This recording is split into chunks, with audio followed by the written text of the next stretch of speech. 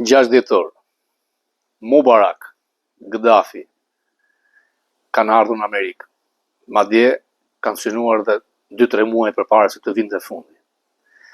A ka vendosur departamenti amerikan që të firmos partneritetin strategjik me Shqipërinë?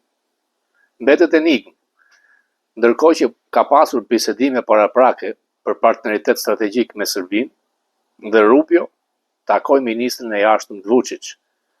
Në Kongresin Amerikan u kritikuan ashpër që pse ka ndodhur pesullimi me Kosovën. Lobingjet për të ndaluar sulmet ndaj Ramës kanë qenë të mëdha. Nuk kanë arritur dot. Shkrimet në vijshmëri tek Washington Examiner e paraqesin si narkoshtet, madje shkrimi i fundit si shtet mafios.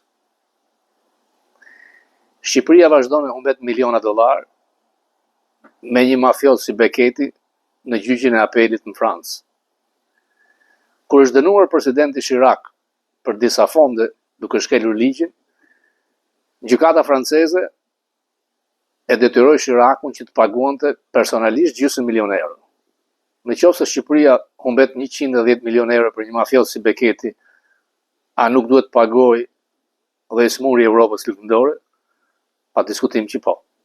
Më shumë në Fokus.